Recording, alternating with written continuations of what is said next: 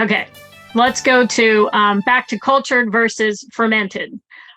So a full fermentation process would actually include, again, the bacteria being active on the substrate, meaning utilizing the nutrients in there and actively changing them to different components and spilling out those byproducts like organic acids, like lactic acid, and other bioflavonoids and enzymes that would be a result of that. So that takes time, and that usually takes temperature.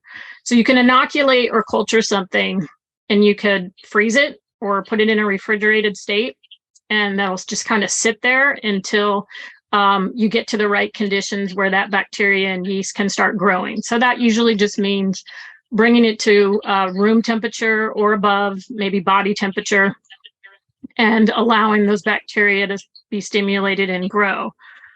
So a fermented product would be something that's already gone through that process. It's been warmed up, or in the conditions, you can do kind of a cold ferment too. It just takes more time, and actively work on those nutrients, those macronutrients that are in the food, breaking them down and literally changing the food.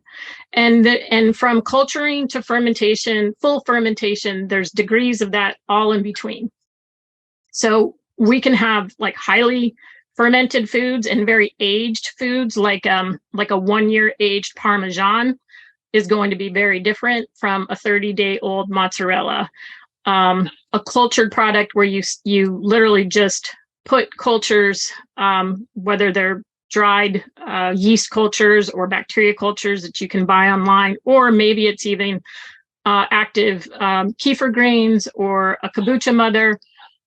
You can culture something, and then you can kind of stagnate it by freezing it or refrigerating it and shutting that process down. So I just kind of wanted to distinguish between the two, because what we do at Solutions involves a little bit of both. So we do culturing of products, and we allow products to fully ferment, and there's a combination of the two. And I think that that's something unique that we can offer to the group, because you can get a variety of fermented foods, and some might want to start slow with a cultured product to introduce their dog or cat to probiotics and fermented foods, and you might want to start slowly. And so you might want to just start with a cultured milk product, or you might want to go to a fully fermented product, more like a kefir, that where the pH has already been driven down and those metabolites have started, and you're going to get a lot more active probiotics. So I just kind of wanted to start with, there's that and kind of everything in between. So fermentation encompasses a broad category of cultured products. So in my experience, the most common cause of people saying that their pet is getting diarrhea on a fermented food or a cultured food, basically the absorbability of the ingredients is so much better than on a standard product that it's really easy to overfeed it. So you have to feed a fair amount less than other brands, assuming that each individual calorie and all of the nutrients that are in that calorie are being utilized better than with other brands. So in my experience, if you have a dog that's, say, eating 20 ounces a day of one food, then you probably need to feed closer to 12 ounces a day, or sometimes even a little bit less of something like Solutions. And that alone will resolve that sensitivity or the food being too rich. It's not necessarily that it's too rich. It's just that you're giving a lot more than the pet needs.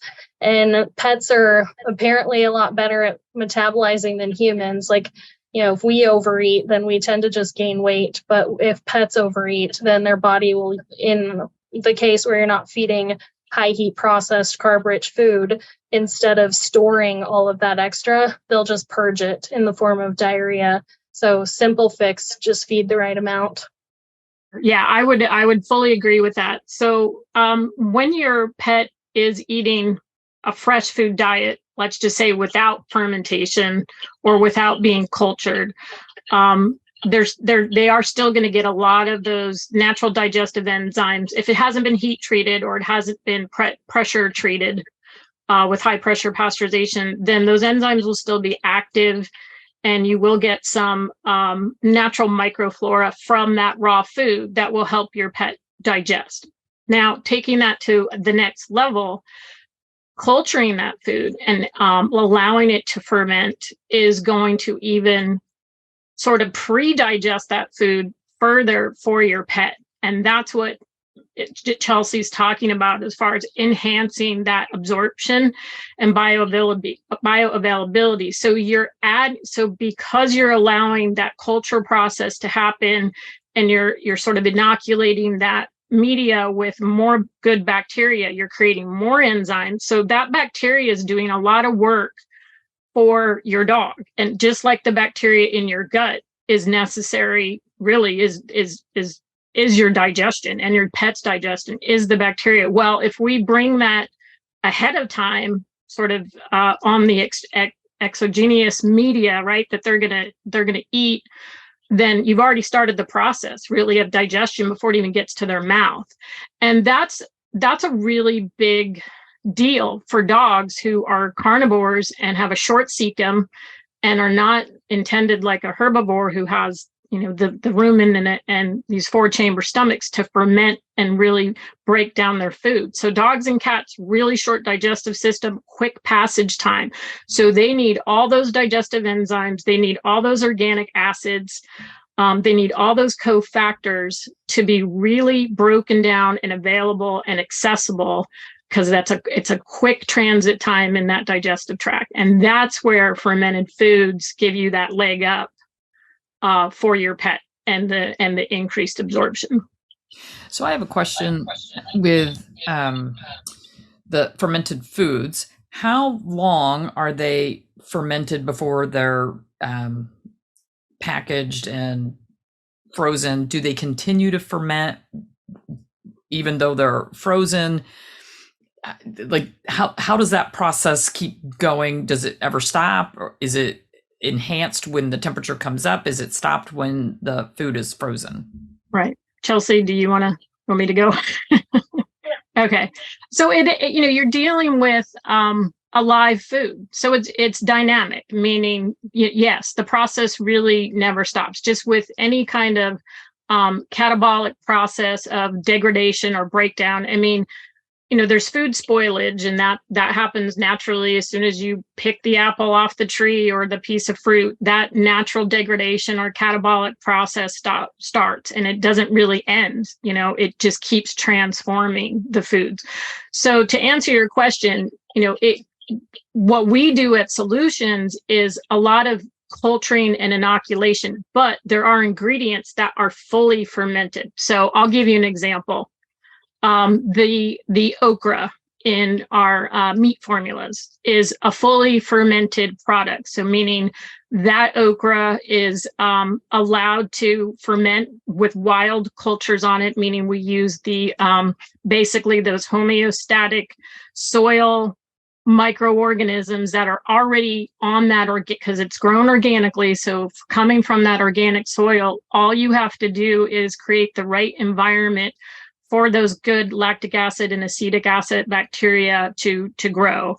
And so you put it in a brine. It's a simple salt brine. And you bring it up to room temperature, and you allow that to sit for 5 to 7 days, and that drives the pH down, and you truly have a true fermented vegetable. So we take that and we add that in to our meat formulas. So we have a full fermented okra in the meat formula.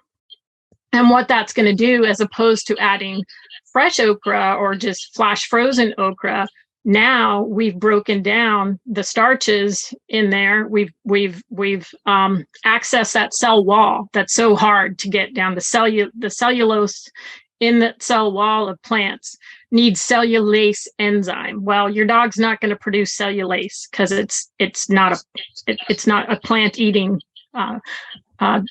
animals. So by fermenting and using the bacteria to break down those cell walls, now all those good flavonoids and bioflavonoids are released, all those antioxidants, all the good plant material that's sitting in that cell is now released for your dog to actually access instead of just passing through.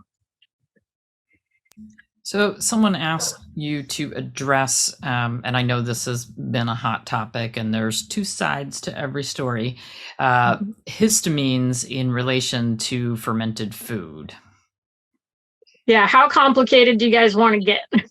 Well, I think the big question is for people with dogs or cats with allergies or mast cell tumor disease. Can they feed a fermented food? Is it going to activate histamines? Is it going to make things worse, or is it going to make things better? And I know we had a discussion with Billy Hookman about this at one point. And so anyway, I would love to hear. It's a good question. Sure. Yeah. And Chelsea, jump in at any time. This is a topic of uncertainty. So I'll start with that. I'll start with I'm not an oncologist, so but from the literature that I've read, but I am a nutritionist, and from the literature that I have read on the topic, it is controversial. So there's a lot of studies that have been done, and I'll explain in vitro. So what in vitro means is in a petri dish, in a tube, in a test tube in the lab, they can show histamine can be a protagonist to cancer cell proliferation in mast cells that have already had them. Okay. In vivo, meaning in the body, when they try this with laboratory animals or even in people, sometimes they don't get the same result. And that's, again, the dynamics of biochemistry and how complicated our bodies are versus doing something in a tube, in a test tube, or in a petri dish. So I'll just start with that caveat that's where the science kind of doesn't jive. Like they do stuff in the lab, but they're not able to repeat it in the body. And that's what I'm seeing a lot with the interpretation that histamine is an antagonist to mast cells. So mast cells are white blood cells of the immune system, right? And they're a necessary part of the immune system. So some of the controversy is that mast cell tumors or cancers are really an immune system problem. And so there's histamine sensitivity and intolerance, and I'll talk about that. So which is different than mast cell activation syndrome, which is what you're talking about for cancer. So there's two areas of a topic, and I think, again, we have to do a distinction. So there are people and pets that may have sensitivity to histamine and this is a big, wide problem in our country with our pets and people. So dysbiosis or leaky gut syndrome or anything that where the microbiome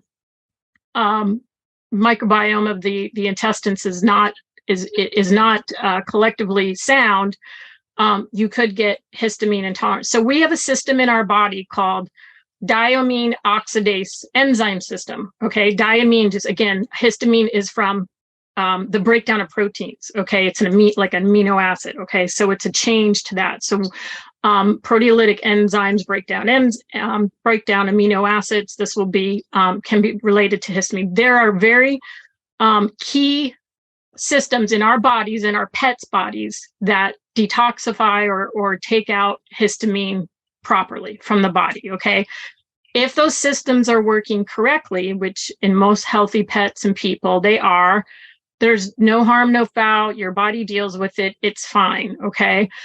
There are people that have a breakdown in this system, either from genetic disorders, and this can happen in pets, or from medication or really poor diet, where that enzyme system, and you may hear of MAOI, so they're monoamine oxidase inhibitor drugs. Okay, so there are a lot of drugs. Most of them are antidepressants and anti-cognitive or cognitive behavioral type drugs that interfere with this system. So if histamine is able to accumulate too much in the bloodstream, then you get negative reactions to that. So it's just like any allergic reaction. We know that histamine is a component of an allergy reaction. So you can get hives, you can get itching. Your dog could be excessively panting, biting its paws, scratching, all of those kind of things. And the problem with the caveat of saying, well, let's just take histamine out of the picture and then we shouldn't have that problem. That's not quite how it works. So with mast cells and mast cell cancers, what happens is the mast cells kind of go awry and kind of go rogue and crazy, and they spill histamine and other pro-inflammatory components like tryptase. So it's not just histamine. Histamine kind of gets the bad rap in this, but there's other pro-inflammatory agents that are being spilled by mast cells that are in this state of sort of going awry.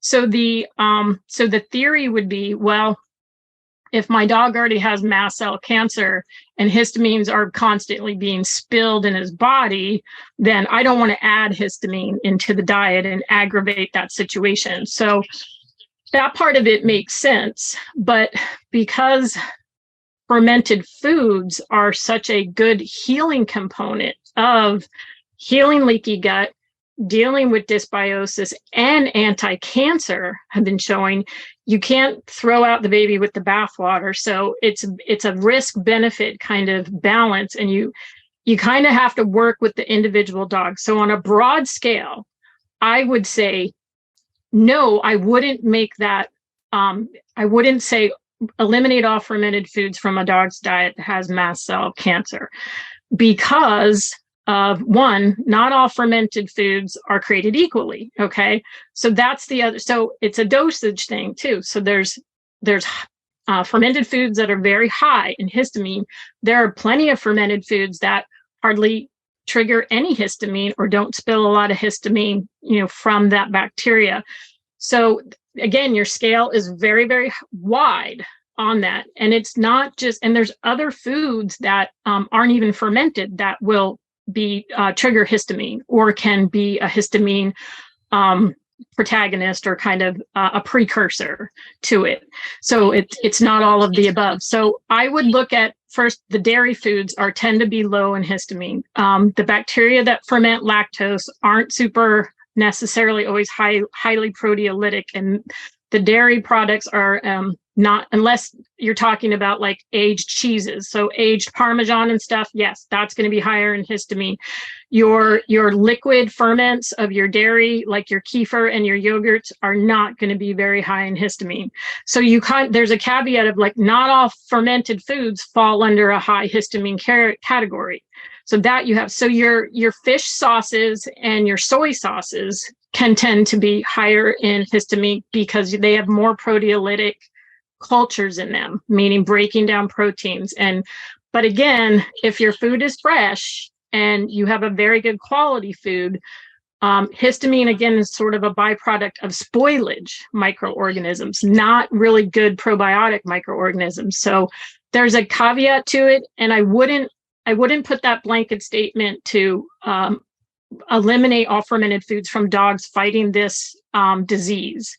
But I would look individually at your dog and see there are some enzymes that you can feed your dog, some diamine oxidase enzymes that are out on the market that you could contribute to maybe when you first start your dog on it, if you are treating for mast cell cancers, and help with that. But don't eliminate the benefit of fermented foods because they're so beneficial to healing leaky gut and healing cancer that I wouldn't make that broad statement. So I hope I didn't confuse people. If you want to DM me, I have a lot of good literature on this, and that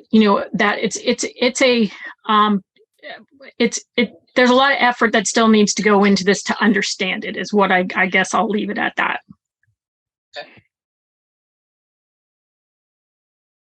Okay, so what I want to add is a couple of things. One, histamine is an essential amino acid. So it is actually one of the few amino acids that there is a required regulatory minimum on. And it's because even though anything can go wrong, that obviously has to be a part of the body in order for the body to go right. So you, again, don't want to entirely eliminate something because you're going to create other issues as well.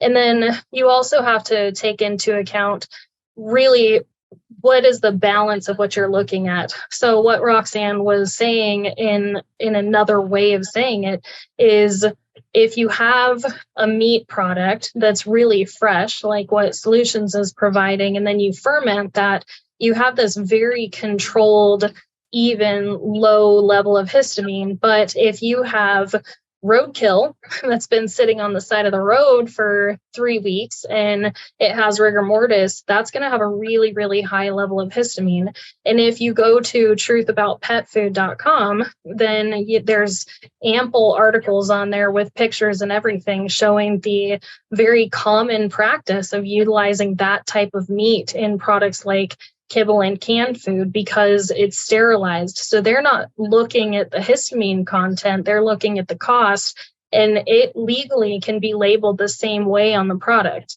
So you can get histamines in a very controlled way with a fresh product that is not also contributing heterocyclic amines and acrylamides and other toxins from cooking, or you can get uncontrolled histamines that are heavily sterilized in a sludge that's turned into a pellet or stuck in a can in high heat process. So it can't just be, I want to focus on this one thing because I know that there's histamine production. You really have to gauge the balance of what's the alternative, and is the alternative really something that's valuable for me to be utilizing? And then I want to cover 2 other topics that are off of the histamine topic. One of them goes back to the absorbability of the Solutions products. So if you look at a protein just as a whole, each individual micronutrient, so fat, protein, fiber, carbs, obviously we can choose how much we're feeding or, in human terms, consuming of one of those things. But protein is a macronutrient that really should be absolute. Like the amount that you consume should never drop below a certain threshold, because at that point we start to see, muscle wasting and basically symptoms of old age. So the body doesn't tolerate excessively low protein. So we want to ensure that the protein that's being provided is also very bioavailable. And if you compare 10 grams of consumption of different types of protein, you'll actually get different absorption. So if you consume 10 grams of protein from peas, you're probably only really absorbing about 4 grams of that, because the majority of it is wrapped up in fibers that are not accessible to a dog's gut or a cat's gut or a human gut. Versus if you consume 10 grams of protein of beef, you're probably getting around 8 grams of protein out of that. But if you consume 10 grams of protein in the form of whey, which we are adding in a couple stages with Solutions products, you are utilizing the full 10 grams of that product. So not only are you getting more nutritional value out of it, all of the micronutrients within that protein is more accessible to the body for healing and, all of the metabolic processes that coincide with that. The other thing that I want to make sure that we don't forget to cover is the volume of food. Again, I had already mentioned that with Solutions, you're looking at this product that's extremely bioavailable, and we made it a 1-to-1 keto ratio. It's very calorically dense. The average raw pet food is 40 calories an ounce. Solutions, we recommend calculating at 88 calories an ounce to account for the fermentation. So the volume that you're feeding goes way down. So the number one complaint that I get is, isn't my dog going to be starving, or my cat? And the most important thing to remember is the size of a pet's stomach compared to a human's, and whether or not it's beneficial for you to fill them up. So a 42-pound human stomach has a stomach capacity of 11 ounces. A 42-pound dog has a stomach capacity of 64 ounces. So you're not actually capable of filling your pet up without metabolically injuring them and causing other problems. So if you have a pet that thinks that they're starving, and especially because you've decreased the volume, and say that you were feeding a product that was really high in carbs and it swelled a lot, and their brain says, yeah, I need swelling to equal full, and you're in that transition period for their brain to acclimate to the idea that I need nutrients to equal full, then you can use the mind platter or enrichment mats or stuffable toys or something like green juju, where it's really low calorie and you can get a decent volume that you're spreading out over a period of time that you're giving them in, again, something like an enrichment mat. So there are other ways that you can kind of trick your pet into thinking that they're getting more than they are without hurting them and without damaging your budget by feeding more than you need to, and without damaging your pet's health. And ultimately, like I said, probably giving them diarrhea by feeding them a higher amount, just because visually you also are like, I'm just not sure that's enough food. It is enough food. Don't overfeed it, and you're going to get the best results.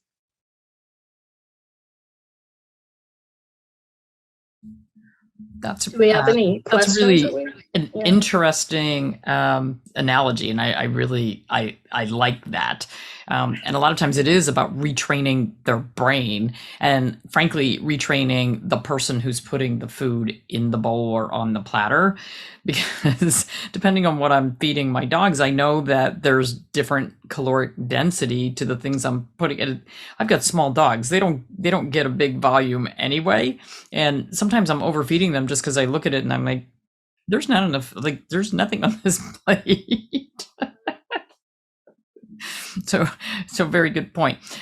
What else do you, either of you, feel that you really want people to understand about what we're talking about as far as bioavailability and fermentation? Go ahead, Chelsea. Okay.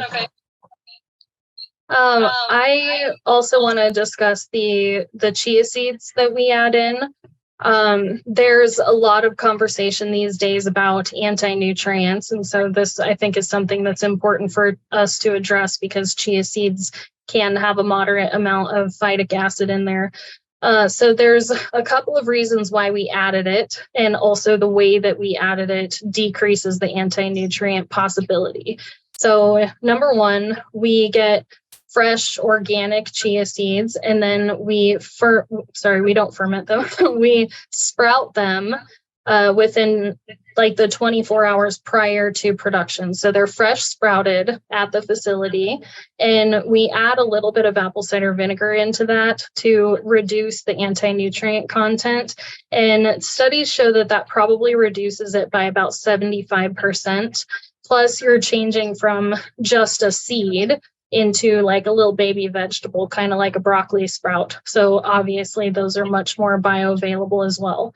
Another benefit to chia seeds is they slow digestive transit time. So it gives more time for the dog or cat gut to actually utilize the nutrients that are in the food. The digestive transit time in a dog or cat is usually around 6 hours. It's really fast. It's just like a shoot out the other end. So we're able to slow that down. It gives them more time to utilize those things. And there's also some information out there about how the way that those specific fibers in something like chia seed function in the gut help to nourish the bacteria that's already in the gut, which then do their own little thing, which further optimize nutrient absorption. So in my experience, when you're reducing the amount of food that you're feeding because you're accounting for optimized absorption, once in a while, I'd say maybe like 5% of the time, certain animals don't hold their weight as well as they should. And in my experience, rather than just feeding them more, which again is not necessarily better for your pet, and it's definitely not better for your budget. If you add chia seeds, I've seen it work 99% of the time to resolve that weight issue and just further improve the outcome of using that food. So that's why we added that in there. And we have really meticulously determined a good way to add them without having any of the potential detriments that are associated with them. The only other thing that I would add to that, again, where the bioavailability and the performance of solutions foods are going to be so elevated, is another reason is sourcing. So sourcing is paramount. As Chelsea pointed out, a lot of your big brands, that's last on their list, and it's all about budget and cost. And so grass-fed, grass-finished beef is going to be nutritionally more biodynamic in that, especially if you're using like Chinese medicine versus, a hot food versus a cooling food. So what that animal eats makes all the difference in the world to how that food acts in your pet's stomach and in your pet's digestive system as well. So again, it's really important that we use pasture-centered animals that are out on pasture. These, for instance, duck eggs, for one thing, we're using duck eggs in our beef and pork formula. Obviously chicken eggs in the chicken formula because it is a chicken protein, but where they're sourced and how they're sourced, these are coming from polyculture farms. So what does a polyculture farm mean? Well, it means multiple species of animals are on that farm. So you have the ducks that are on pasture, you have other animals. So you have goats, you have cattle being raised all in like a 20 or 30 acre farm. And what that does, again, is exposes your animals to a more diverse microbiome that wouldn't be coming from a monoculture type farming situation. And that's what you get from these small raw food manufacturers that can pull from these smaller farms and from these pasture center raised types of ranches. And that, again, makes all the difference in the world in the performance of that food when they're not being exposed to pesticides or GMO crops. That is a value added that I can't emphasize enough, that's worth paying for yourself and your own family and your pets.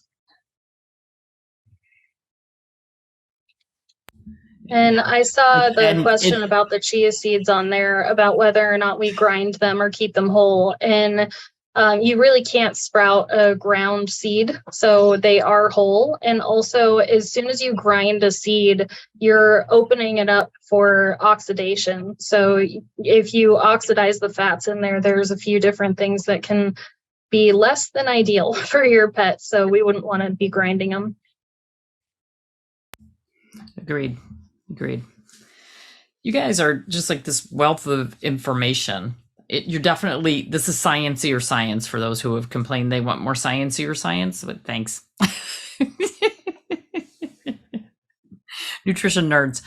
All right. So I cannot, unfortunately, see questions on Facebook. So we're going to have to go back and answer those after we're off. Somebody says, for raw fed dogs, what are your thoughts on rotating manufacturers? Me personally, I love rotating different proteins for my dogs. I do rotate through a few different manufacturers.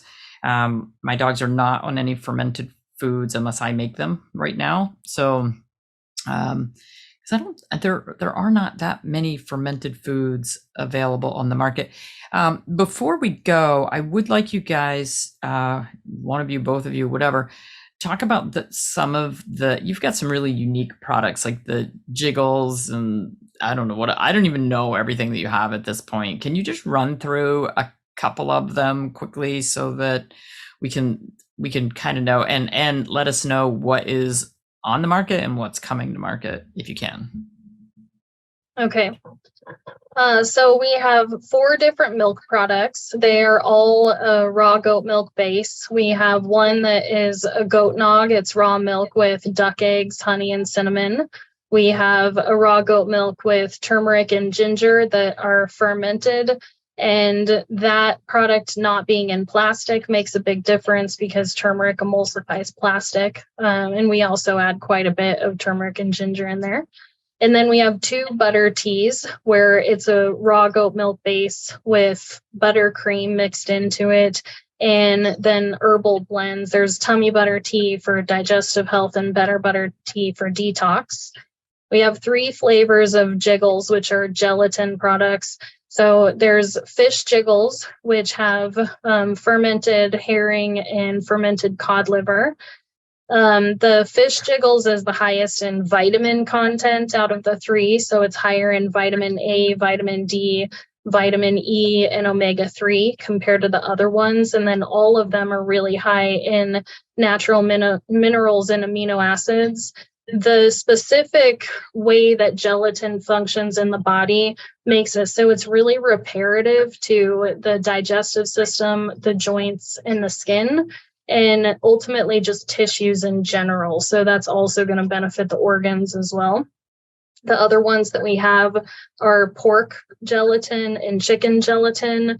They all have a fruit in there to increase vitamin C content because vitamin C helps the body to utilize those constituents in there better. We have 4 different cheese blends. They're soft cheeses. There's one for inflammation, one for calming, one for parasites and coprophagia, and one for urinary tract. And then we have 3 different diets. So we have pork, chicken, and beef. They're available in 3 different sizes. And then we have 13 herbal blends. So we've got things for allergies, systemic inflammation and cancer, joint inflammation, parasites, calming, kind of just cover all of the different bases. So I would suggest if you have specific questions or specific goals, then you can just contact us directly. You can DM us or email us through the website or directly through the email address that's listed on the website. Are your meals, the pork, chicken, beef, are they fermented foods or? Mm-hmm. Yes, a combination of cultures and ferments. Okay, great. And are these available in independent retailers, direct to consumer? How are they available? We do know of a couple places that will do direct to consumer. They're primarily available through retailers. We don't quite yet have nationwide distribution. We don't have it where you're at yet, for example. So if you're in a specific area and you haven't seen it yet, then you can contact your local retailer and ask if they can get it, or you can contact us and we'll let you know if it's in that area yet. And if it's not, then we can direct you to the couple of places that will do direct to consumer. Perfect. Okay. So for all of you who have been following along on Instagram and Facebook, we appreciate you. We appreciate the fact that you tolerated our echoes and technical difficulties. We don't like those to happen, but they do. And sometimes when you're trying something new, like having 3 people on 2 platforms at the same time, sometimes it gets just a little bit glitchy. So thank you very much for sticking with us. And if you were having a hard time hearing on one platform, you might want to go back and listen on the other platform. I don't know which one it ended up being better on. And then we'll try to get in and answer questions, but you can go directly to, is it Solutions Pet Products? Yeah, solutionspetproducts.com. Perfect. So, and you can reach out to them through their email to get answers to more specific questions. I may not be the person to ask those questions to because they know a lot more about what they're doing than I do. That's for darn sure. So ladies, thank you so much for joining us today. We really appreciate it. And for everyone else, we'll see you tomorrow. I have no idea what Gwen has on my agenda. She'll tell me. Ladies, thank you so much. It was so great to see you. Thank you.